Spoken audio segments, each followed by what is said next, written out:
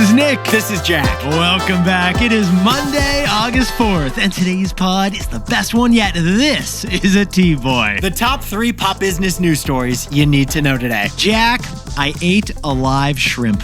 It was alive. Dude, that's horrifying. I would never do that. You know, they handed it to me. It was kind of peer pressure. Everyone was looking at me at the restaurant. I kind of had to eat it. Nick, the only thing that separates us from animals is we don't eat live prey. But you no longer fall into that category. You can feel the muscles moving. It's kind of a fun flex. Yeah, it is. We got 3 fantastic stories for you for today's show. Jack, what do we got on the T-Boy? For our first story, as Harvard battles attacks from Trump, it's leaning more on its secret profit puppy, executive education. Because online courses are where the Ivy League crushes cash. For our second story, guess whose stock is at an all-time high right now? Who, Jack? eBay. eBay. The 29-year-old e-commerce pioneer is stronger than ever. It's the Tom Cruise of tech, Jack. Because eBay tracks a wild metric: enthusiasm.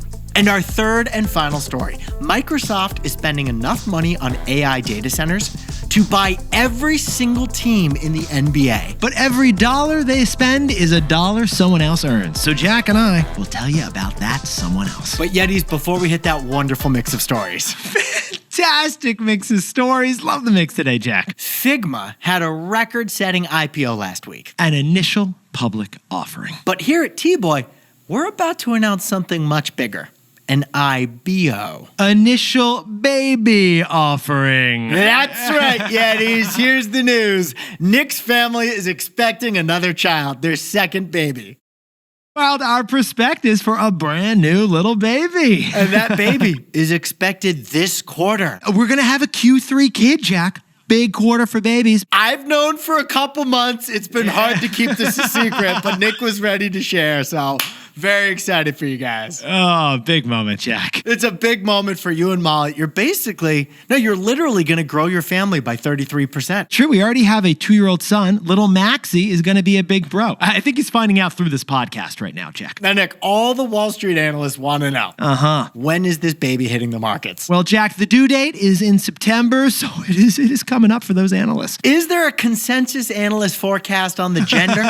Jack, that is currently material non-public information. Got any leaks on the name at least? We're in the name storming process right now with the bankers, so comment with your ideas. We will take them into consideration. How short is the short list of names? We're big fans of 2 syllables. Yeah, this is T-Boy Family's 5th pod child coming. We're very excited. It is the 5th initial baby offering that we have covered on this show. Now, so far, it's all pod sons. True. Maybe we'll get our first pod daughter. Fingers crossed. We will update you when we know more, Yetis. Yetis, thank you for being there with us for all of this exciting news. We can't wait for this IBO.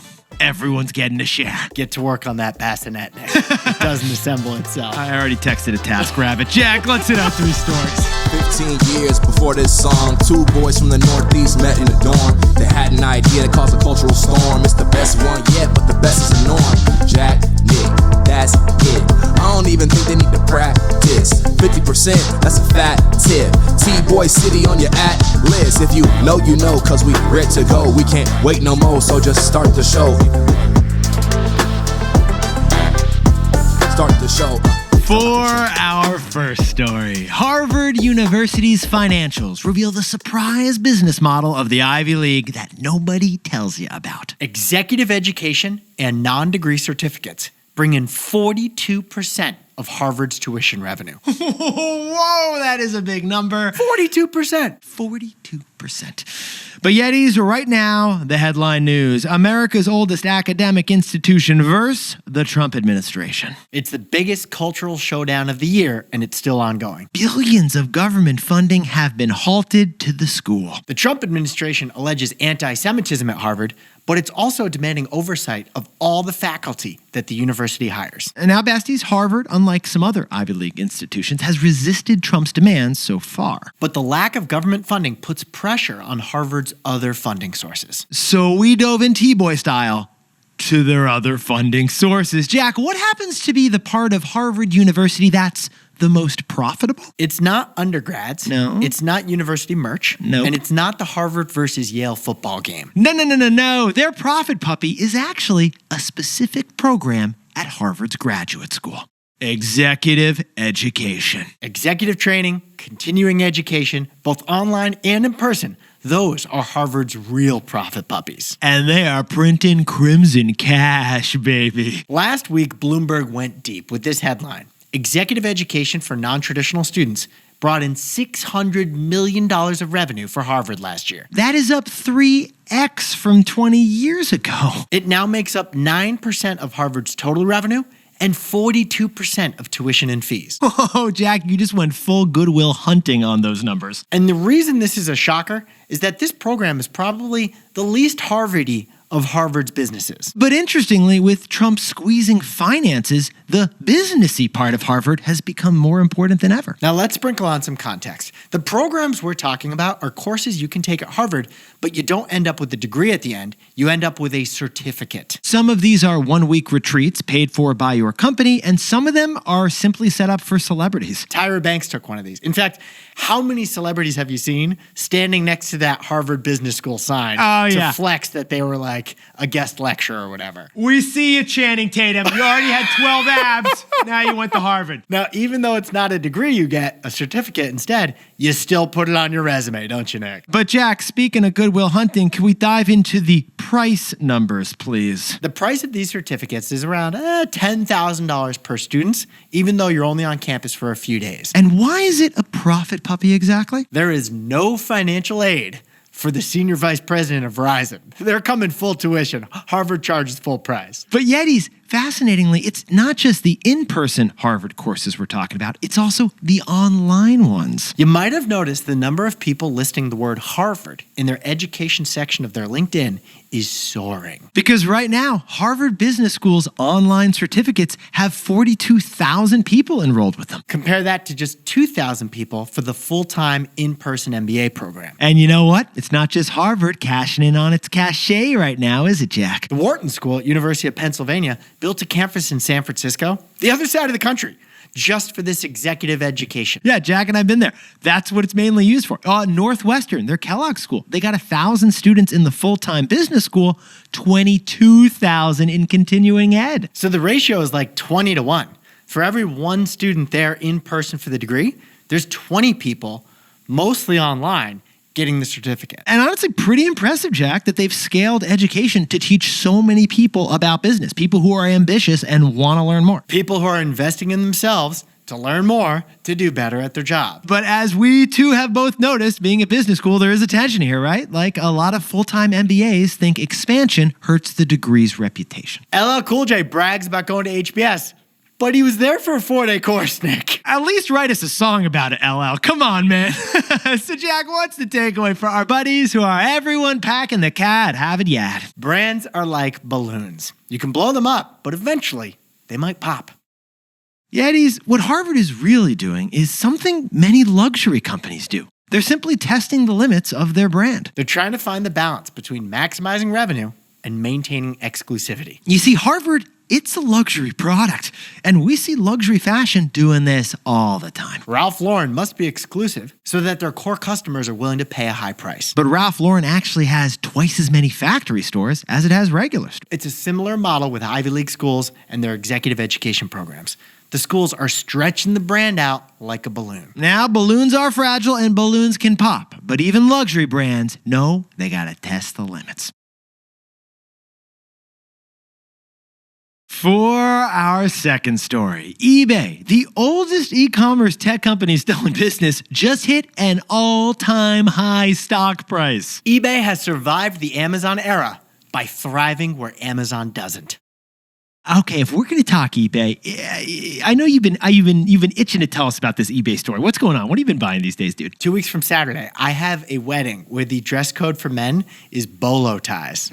Oh. So I found a bolo tie on eBay, and dude, it's got a tiger's eye, which is one of the coolest rocks. I used to be a rock collector. Jack, are you trying to steal attention away from the groom? They said bolo tie, so I'm just trying to fit in. Feels like a fit-in/flex, but I like it, Jack. Yeah, it is eBay. It is the OG pioneer of of e-commerce. And eBay actually became famous thanks to the Beanie Baby. Get this, at one point, 10% of eBay transactions were for Beanie Baby stuffed toys. Bucky the Bieber was for sale for $492 on eBay. And that's how people discovered eBay in the 90s. But besties, eBay even owned iconic tech brands you still know and love today. Did you know that PayPal and StubHub were once eBay brands, but they got spun out and sold at some point? Well, next month, eBay turns 30 years old. So you would be shocked to hear that eBay stock just hit an all-time high. Because when you think of eBay, you think pre-Y2K. It's an ancient company in tech years. And yet, the way we think of it, it's like the Tom Cruise of tech. It's 63 and crushing it. I'm sorry, Jack. Let me rephrase that. It's the Nicole Kidman of e-commerce. 58 years old, doing her best work right now.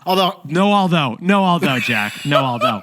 And besties, one reason for this is because eBay is a trade war haven. Collector's items, pre-owned gems, those aren't subject to tariffs because they're getting shipped to you by some guy in Kansas. You can't tariff a Beanie Baby that's from 1998. But a bigger reason for eBay stock being up 50% so far this year, it's specialization. Specialization. Because if eBay tried to be an online everything store like Amazon, it would just be squashed like a cardboard box. So instead, eBay is focused where Amazon isn't, in specialty categories. Pokemon cards, vintage cars, vintage car parts, even the trademark to Firefest, they've all been sold on eBay. eBay just announced that their trading cards didn't just experience growth acceleration for the 10th straight quarter. What about premium vintage? That's a booming category on eBay now as well. Chappell Roan was dressed from head to toe in pre-owned stuff she got on eBay at the Met Gala. But then eBay has gone further. They've now invested in technology for all these specialized areas. Yeah, they have security measures to authenticate high-ticket items and bring peace of mind to the buyer and the seller. And eBay's gone even further than that. They've launched eBay Live to get into media. eBay will go to a collector's convention and bring up like a tiger's eye and sell it in a live auction that you can stream online. It's like Antique Roadshow, but it's streaming on eBay. The result? Amazon sells millions of versions of billions of things. eBay sells ones of a kind. Stick that on a pillow, Jack, and sell it on eBay. So, Jack, what's the takeaway for our buddies over at eBay? New metric alert: enthusiasm. Yetis, at our live show the other week in Chicago, we noticed something about our audience. Relentless enthusiasm. Apparently, it's not just Yetis and Besties, though. True. Because eBay actually uses the word enthusiasm as an official metric in their earnings reports. Like a tech financial metric. Get this. They've got 16 million enthusiastic buyers, which is defined as people who bought 6 things and spent $800 in the last 6 months. eBay's focus on specialization has attracted special customers who have particular loyalty. And that love has given eBay clearance to charge fees, on track for $2 billion of profit just this year. eBay is the first company we've seen quantify enthusiasm. And that tells the story of the entire business model. I love you, Nicole Kidman. Hey Yetis, if you're a bestie, take a sec and hit that subscribe button. And like this video while you're at it. If you leave a comment, by the way, we'll read it. For our third and final story, there's a strange phenomenon going on. The more big tech spends on AI, the more investors love them. And then there's trickle-down AI-nomics, because their spending is someone else's earning. And we'll tell you who's earning. But Jack, in order to describe this scene, do you remember the movie from Father of the Bride?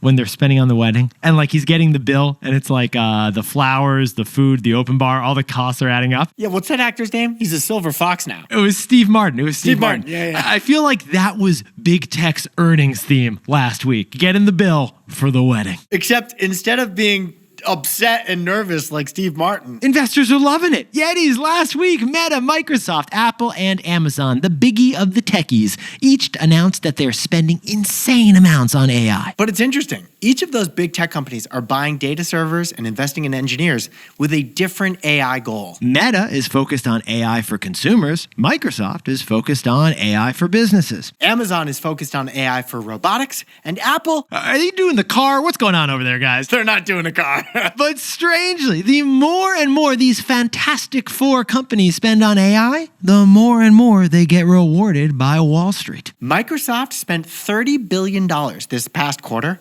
on data servers to compute AI. Okay, Microsoft is on pace to spend $120 billion this year on all that AI stuff. With $120 billion in spending, Microsoft could have bought Nike. Or they could have bought all 30 NBA teams, Jack. We repeat, with Microsoft's budget to buy data servers this year, instead, they could buy all 30 NBA franchises. The whole league. Yetis, Microsoft is burning through cash like a data center with no cooling. And Wall Street is partying like it's a wedding with an open bar. Franz! But besties, this is what we found fascinating about this story. Wall Street was loving every minute of it. Microsoft stock jumped 10% after their earnings last week to hit a $4 trillion valuation for the first time ever. And then the same thing happened over at Meta. Yeah, Zuckerberg said he will spend $100 billion on capital expenditures for AI next year. He could buy all the NBA teams too. In Meta stock, it rose 11% after that announcement. It's insane. Zuck said he's spending $100 billion. And then Wall Street increased the value of his company by almost $200 billion. And why is this illogicalness happening to us right now, Jack? Because even though the spending on CapEx is growing rapidly, revenue growth is growing even more rapidly. That's right. Despite all those splurges we mentioned, Meta and Microsoft also announced their best ever second quarter of profits ever. Meta's insane consumer tech apps and Microsoft's insane business tech apps are funding beyond insane spending on AI for the future. I guess Bill Gates is the father in this Father and the Bride. I see it, Jack. So what's the takeaway for our buddies who are everyone in big tech? Their spending is someone else's revenue. Yetis, the under-the-radar winners of this economy, it's the entire AI supply chain that you never think about. They're selling the shovels to the big tech companies who are doing the AI gold rush. Top of the list, the AI chip makers like AMD and NVIDIA. But all those chips have to go into servers, which are built by Supermicro Computer and Dell. But Jack, all those servers need utility lines and power plants, which are another booming sector related to AI. Besties, in the next year, the top 5 AI companies will spend $400 billion on capital expenditures. We have to sprinkle on some context here. Big tech is driving a literal economic stimulus with that money. Because $400 billion in spending, that's half the size of the 2009 recovery bill that Congress passed to get us out of the financial crisis. To boost the entire economy. We're talking 5 companies spending money on a level of like the entire United States government. And the result is what Jack and I call trickle-down AI-nomics. Their CapEx spending is someone else's earning. Jack, could you whip up the takeaways for us to kick off the week? Harvard University generates 42% of its tuition and fees from non-degree executive education programs. The profit puppies. Brands, they are like balloons. You can blow them up, but they also can pop. For our second story, eBay stock is at an all-time high as they've specialized in places that Amazon won't touch. And it's turned customer enthusiasm into a metric that's also at an all-time high. And our third and final story, big tech is getting rewarded for all their AI splurging. The more they spend, the higher the stock price. And it's also an example of trickle-down AI-nomics. Their spending is someone else's revenue.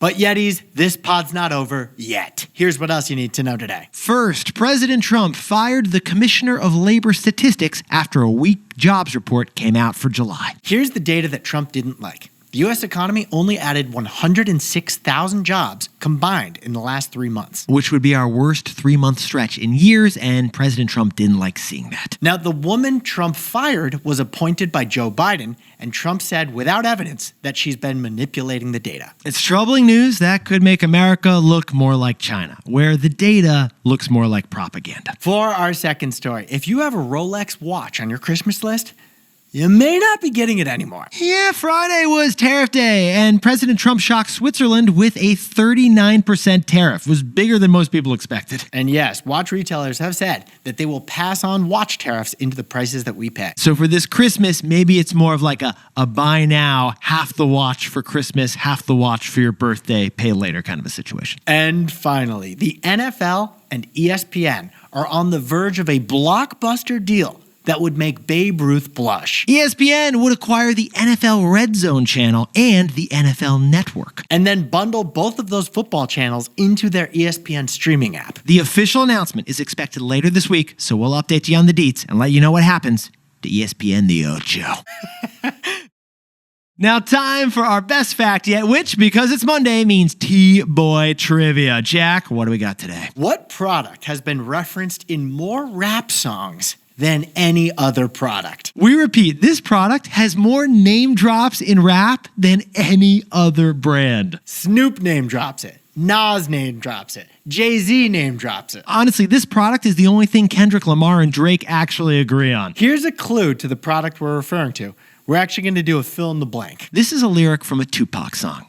Forget that gin and juice, just pour me a glass of that blank. And here's a lyric from a Kendrick Lamar song. I used to sip blank with jealousy in my bones, trying to keep up, but I only got alone. So what is that blank? What is the most popular brand mentioned in rap? Drop an answer in the comments and we'll reveal it tomorrow. Yetis, you look fantastic today. And if you're a new listener, we'd love to hear from you. First, tap to follow the show so you get us every day. But then tap the survey that we have in today's episode description. We have a new listener survey that's going to always be in the show notes, and we'd love to learn more about you and how you found the show. It only takes 2 minutes. And if you don't know what an IBO is because you're new to the show, well, it's an initial baby offering. It's an initial baby offering. It's an initial baby offering. Jack and I will see you tomorrow.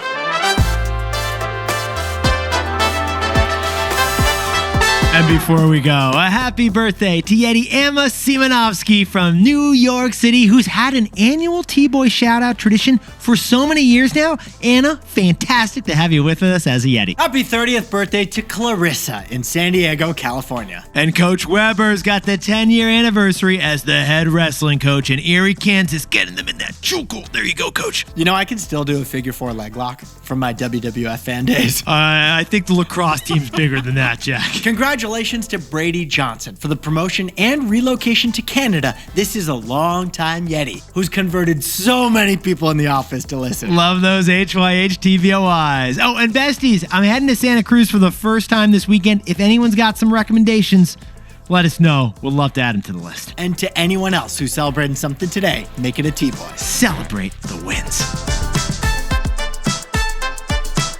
This is Jack. I own stock in Amazon, and Nick and I both own stock in Apple.